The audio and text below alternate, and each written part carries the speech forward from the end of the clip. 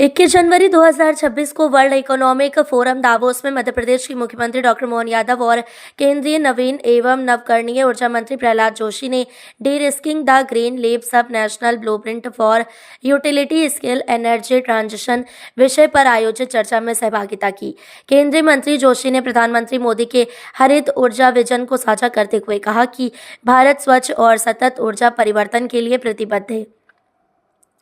उन्होंने नवकरणीय ऊर्जा क्षेत्र में नीति स्थिरता को केंद्र सरकार की प्राथमिकता बताते हुए कहा कि इससे निवेशकों, उपभोक्ताओं और ऊर्जा क्षेत्र तीनों को दीर्घकालिक लाभ होगा। मंत्री जोशी ने सुधारोन्मुख राज्यों की सराहना करते हुए विशेष रूप से मध्य प्रदेश की सौर ऊर्जा उपलब्धियों को वैश्विक स्तर पर अनुकरणीय बताया। उन्होंने श्रम, भूमि और ऊर्जा के बेहतर समन्वय के माध्यम से स्वच्छ ऊर्जा परियोजनाओं में जोखिम कम करने के मध्य प्रदेश मॉडल को उल्लेखनीय बताया और प्रौद्योगिकी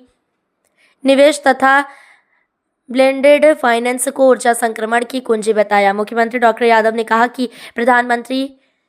मोदी की दूरदर्शी सोच से प्रेरित होकर मध्य प्रदेश ने हरित ऊर्जा को राज्य के विकास की मुख्य धारा में शामिल किया है। उन्होंने बताया कि अंतर्राष्ट्रीय सहयोग और संस्थागत समन्वय से राज्य में बिजली और जल आपूर्ति में स्थिरता आई है, जिससे आम उपभोक्ताओं के साथ साथ उद्योगों को भी लाभ मिला है। दावोस की इस चर्चा में यह स्पष्ट संदेश उभर कर आया है कि भारत का हरित ऊर्जा परिवर्तन केवल राष्ट्रीय नहीं बल्कि राज्य स्तरीय नवाचार और सहयोग के माध्यम से वैश्विक ऊर्जा संक्रमण को दिशा देने की क्षमता रखता है, जिसमें मध्य प्रदेश अग्रणी भूमिका निभा रहा है। यशस्वी प्रधानमंत्री के नेतृत्व में सच में भारत ने 360 में एकदम बदलाव आया है। हर क्षेत्र में कोई क्षेत्र छूटा नहीं, और इसमें खास करके आज के समय में रिन्यूएबल एनर्जी की जो अगर बात करता हूं तो दावोस के इस प्रतिष्ठित मंच पर खास करके मैं मान के चलता हूं कि नवकरणीय ऊर्जा की दृष्टि से ऊर्जा सुरक्षा, जलवायु उत्तरदायित्व, वैश्विक स्थिरता, ऐसे कई कारण से नए दौर के समय में एआई के जमाने में और कई कारण से बिजली की खपत तो बहुत बढ़ रही है, लेकिन फिर भी जितनी रिन्यूएबल एनर्जी की महत्ता है, सच में माननीय मंत्री जी के और माननीय प्रधानमंत्री जी के आशीर्वाद से मध्य प्रदेश का भौगोलिक एरिया बहुत बड़ा है, लेकिन कई कारण से उसकी अनुकूलता भी है, जिसका लाभ हम उठा रहे हैं। हमने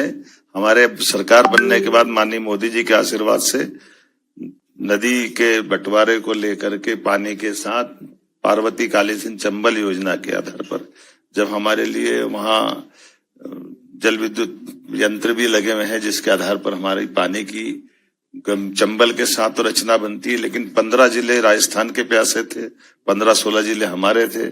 लेकिन जब 5% की छूट उनको दी तो भाई साहब फर्क ये पड़ा कि इनका पंप स्टोरेज का प्रोजेक्ट आया, जो हमारे यहाँ था हमको जरा चंबल का पानी निकालना था ज्यादा, तो एक फोन करा और माननीय मुख्यमंत्री राजस्थान ने कहा कि बताओ कब खोलना है। हमने कहा कल से खोल दो। तो जो प्रोजेक्ट 5 साल में पूरा होना था वो 1.5 साल में पूरा हो गया इनका। उन्हें डैम खाली कर दिया और हमारा पंप स्टोरेज का बड़ा प्रोजेक्ट एक तरह से 2 साल के अंदर वो पूरा कर रहा है। ये केवल इस संबंधों के आधार पर कि हमारे आपस में जिस प्रकार का समय चल रहा है, ये संवाद के साथ साथ ठोस हमारे रिजल्ट देने वाला समय है कि हमारे पास रीवा के 750 मेगावाट से हमारी रिन्यूएबल एनर्जी की कहानी प्रारंभ हुई, तो दिल्ली की मेट्रो भी हमारी बिजली से चल रही है। हमें इस बात की प्रसन्नता है। नीमच में 170 मेगावाट का सोलर परियोजना,